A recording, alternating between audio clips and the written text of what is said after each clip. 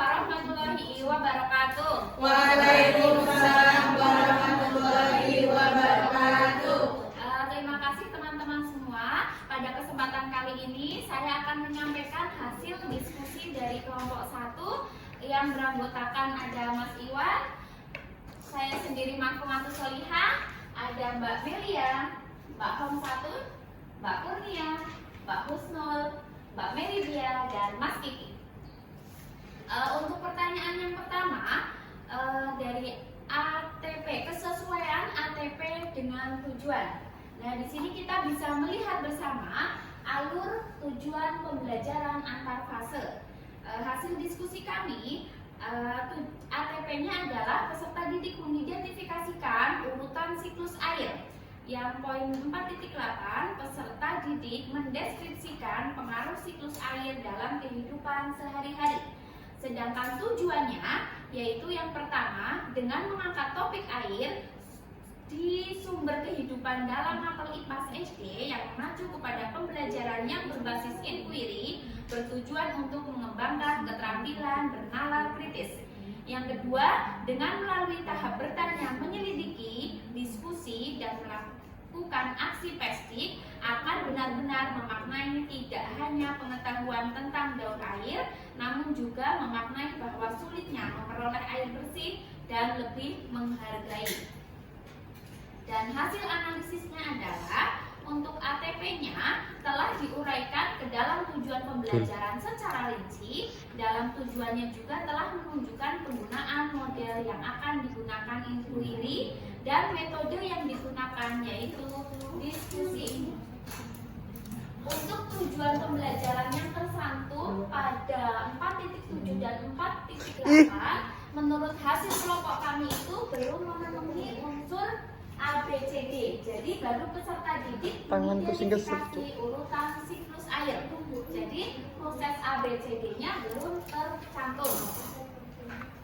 Lanjut untuk poin kedua, yaitu target peserta didik dalam modul ajar sudah sesuai dan termuat dalam pembelajaran. Peserta didik diharapkan bisa mengidentifikasi urutan siklus air tertuai pada langkah pembelajaran. Tertulis ya. Yang peserta didik dapat mendeskripsikan juga terdapat. Jadi untuk target peserta didik di sini setelah melakukan analisis air sumber kehidupan dengan modul kelompok ini itu sudah sesuai. Untuk yang soal nomor 2. Sekarang untuk soal yang nomor 3.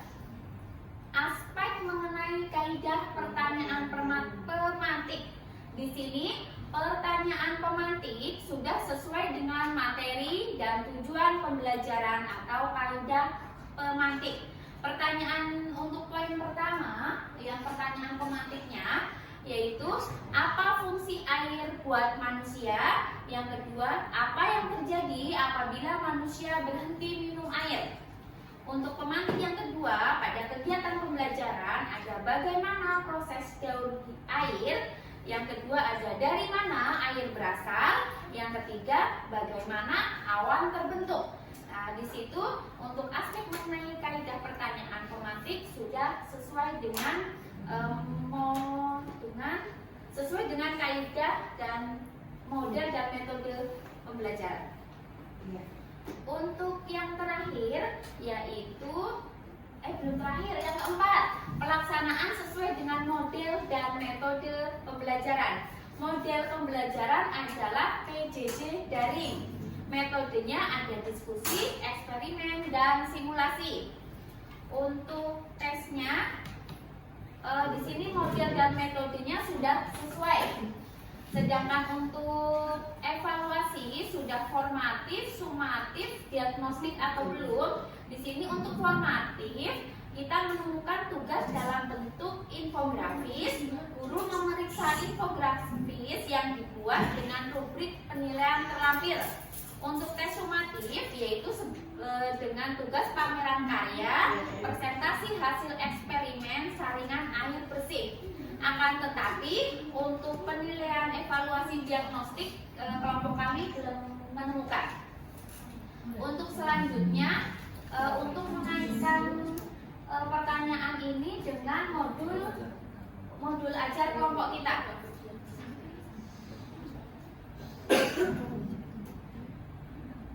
Untuk ini akan disampaikan oleh Mas Iwan, silakan. Ya, saya menyambung dari Mbak Marfu Winatu Solihah. Terima kasih atas waktunya. Untuk yang pertama, di modul ajar kita ATP ketujuan itu semua sudah ada ya, bisa dilihat di modul ajar ini. Untuk kalau tujuan pembelajaran yang pertama yaitu mengamati dan memirsa. Maaf saya pindah sini. Mengamati bentuk dan menghafalkan bunyi abjad. Ini alur tujuan pembelajaran sudah diturunkan menjadi tujuan pembelajaran. Untuk tujuan pembelajaran yang pertama yaitu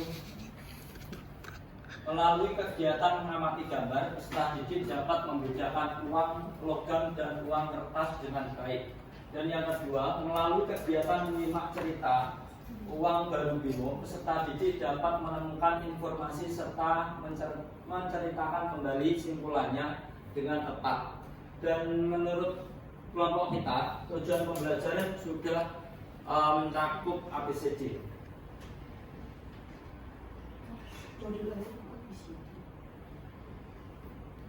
Ya, ABCD dengan smart itu tadi. Pada intinya konsepnya sama, tentang modul ajar, RPP, semua harus menggunakan ABCD. Kalau modul ajar ditambahi yaitu smart tadi. Itu.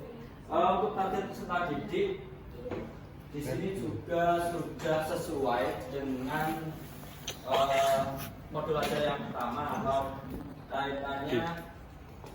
Target didik tadi reguler dengan 28 peserta didik, yaitu untuk aspek mengenai kaidah pertanyaan pemantik.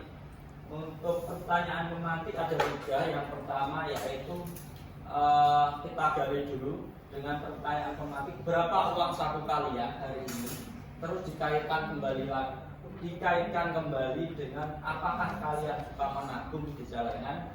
Dan yang ketiga yaitu jenis uang yang dimasukkan dalam celengan, uang kertas atau uang logam. Seperti itu. Next. Untuk pelaksanaan sesuai dengan model atau metode. Untuk model yaitu menggunakan discovery learning.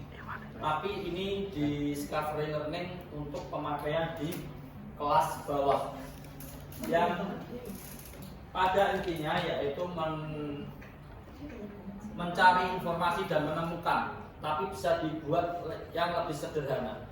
Untuk yang kelas atas itu tahapannya mungkin ada 5 atau 6, tapi untuk kelas bawah karena pemikirannya belum masih sederhana, jadi disederhanakan lagi, ada 3 tahapan dan 4 tahapan. Dan untuk evaluasi yang terakhir, evaluasi sudah formatif, sumatif, dan diagnostik. Untuk evaluasi yang pertama yaitu formatif, terdapat LKPD sudah dilampirkan tadi. Ya, ini yang pertama, LKPD individu formatif. Ayo bantu BIMO memasangkan 2 sisi uang dengan cara tarik garis. Dan ini masih formatif, tapi dikerjakan secara kelompok. Terus yang asesmen sumatif, ada perbedaan uang kertas dan uang logam. Yang kedua, kamu lebih suka uang kertas atau uang logam. Yang ketiga, agar uang tabungan di celengan menjadi banyak, apa yang harus kita lakukan, dan seterusnya. Dan untuk diagnostiknya ada di atas tadi, beberapa pertanyaan untuk mengetahui kemampuan awal peserta didik. Yang pertama yaitu apakah kalian suka menabung di celengan? Dan yang kedua, ada beberapa jenis uang yang kalian ketahui. Dan yang terakhir, dari mana kita bisa mendapatkan uang. Ya, cukup sekian dari saya kembalikan ke Pak.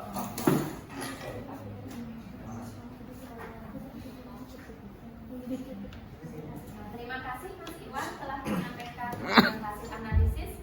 Demikian hal yang dapat kami sampaikan dari kelompok kami. Kurang lebihnya mohon maaf dan wassalamualaikum warahmatullahi wabarakatuh. Waalaikumsalam.